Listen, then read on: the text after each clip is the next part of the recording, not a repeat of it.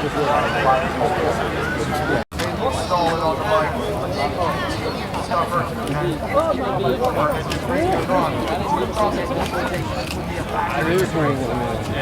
altså her har vi altså nogle ryttere, som har nogle ryttere, som har siddet ude i lang tid i øjeblikket, så de er inde i.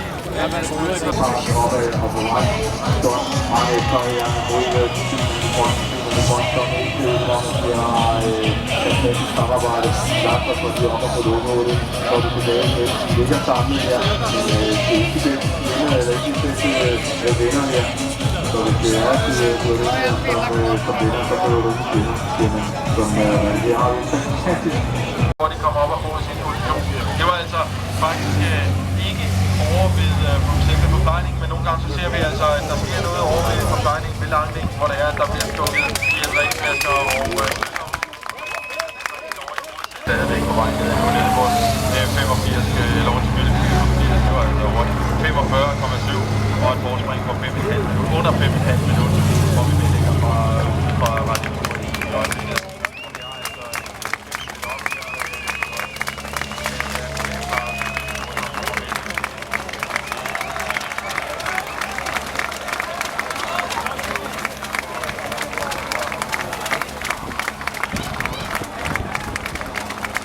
Apparently they were a soft push. They did not push Taylor Phinney into cycling all that hard. They knew how difficult it was, and he really started the sport relatively late to become, but when he got into it, I think he had a pretty good set of genes in his body. His father Davis won a stage in Tour de France.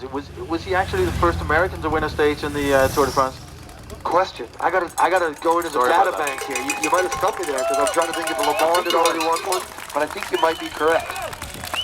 Altså det er en fantastisk arv lige at få med for Taylor Phinney, som altså hvis mor vandt en guldmedalje ved det olympiske lege, og så which is pretty impressive as he has ridden in a number of world championships, and he is up there national champion of Estonia right there, so obviously having a pretty good season, and really not a whole lot of big time wins, but when he has won, he's won it against the clock. He's been national champion of Estonia in the individual time trial. We got something going on. Ja, så er der altså gået nogle brændenammer i gang her.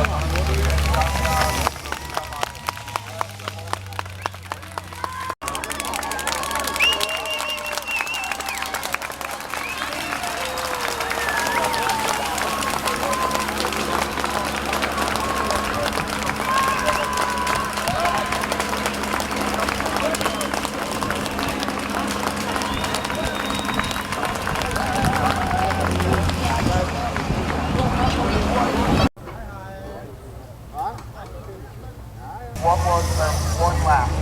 Ja, kun en rytter, som er ude.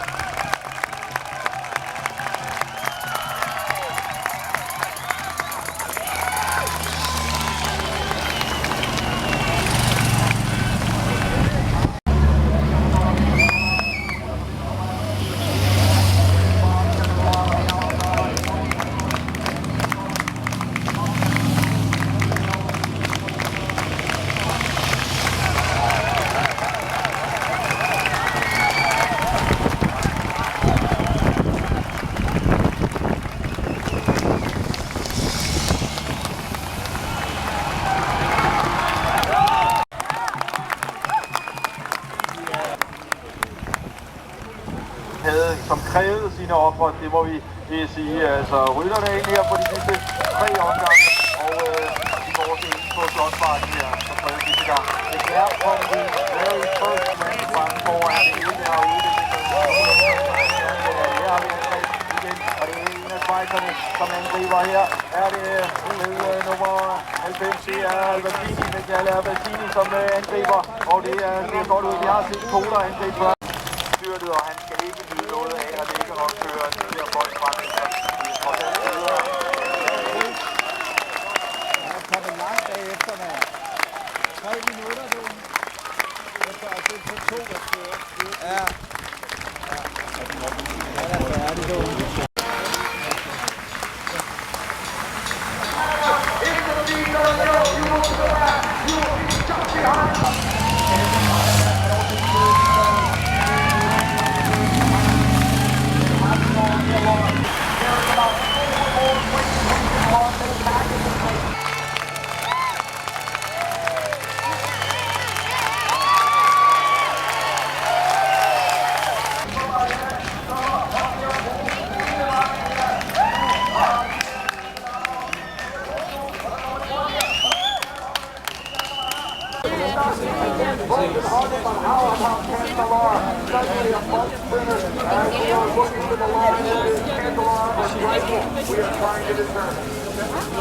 Right there goes.